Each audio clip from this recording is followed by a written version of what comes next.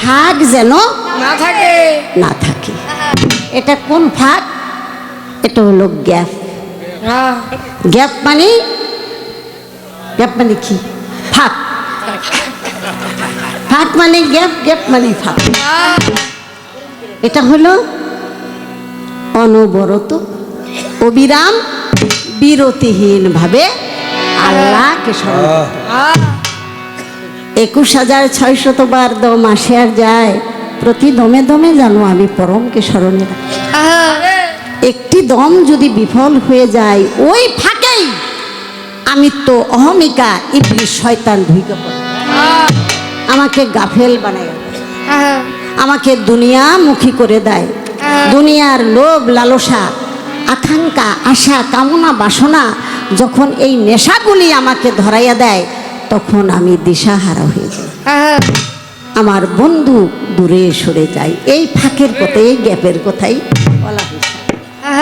তাই তাই এটা দুনিয়াদারির ফাঁক আর গ্যাপের কথা বলা তাই নাই।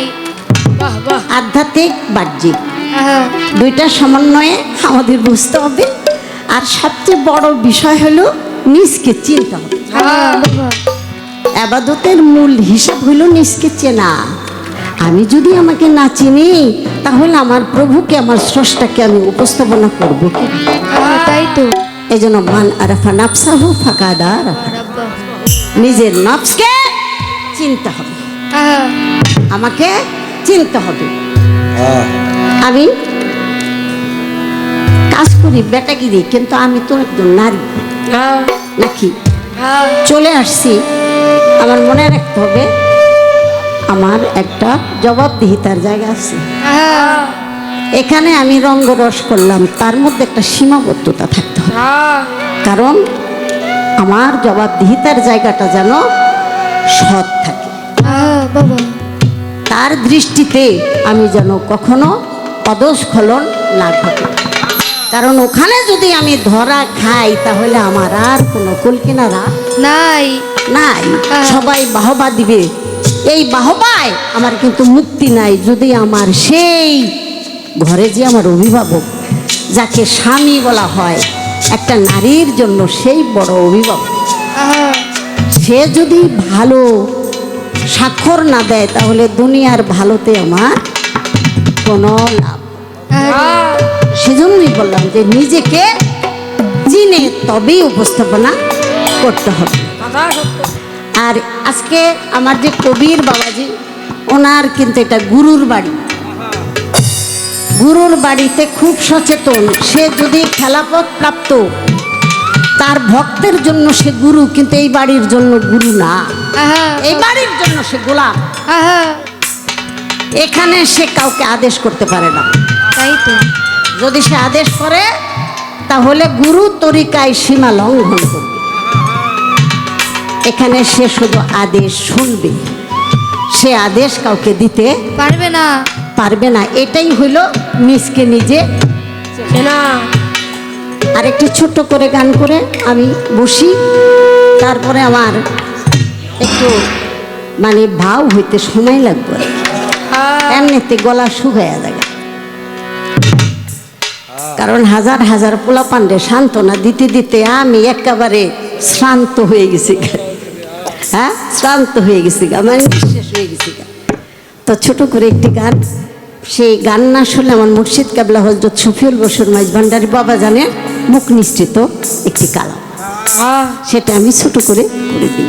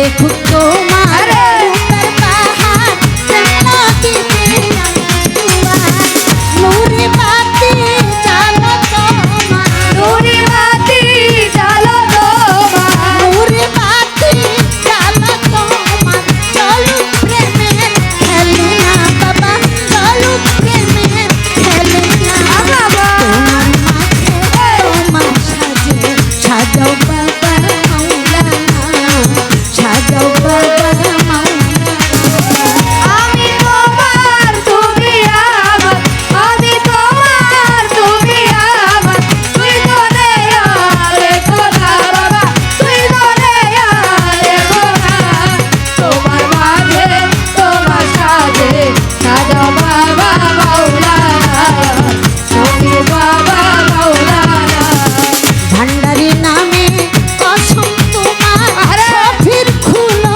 দিলের দুয়ার তারে রাবে অসমান আমি হলো দিলের তোমার রহমান নামে আরে আরে। কসম তোমার সফির খুলো দিলের দুয়ার নূরে বাতি জ্বালো এবার নূরে বাতি জ্বালো এবার নূরে বাতি জ্বালো এবার আমায় করো আস্তানা বাবা আমায় করো আস্তানা আরে তোমার বাবা যাও সাজাও বাবা মাওলানা সাজাও বাবা মাওলানা আমি তোমার তুমি আমার আমি তোমার তুমি আমার তুই দোলে আরে খোদা বাবা তুই দোলে আরে খোদা তোমার সাজে সাজাও বাবা সাজায় তুমি বাবা মাওলানা আমি তোমার তুমি আমার আমি তোমার তুমি আমার আমি তোমার তুমি আমার তুই করে আর রেখো না বাবা তুই করে আর রেখো না তোমার মাঝে তোমার সাজাও বাবা মাওলানা সাজাও বাবা মাওলানা তোমার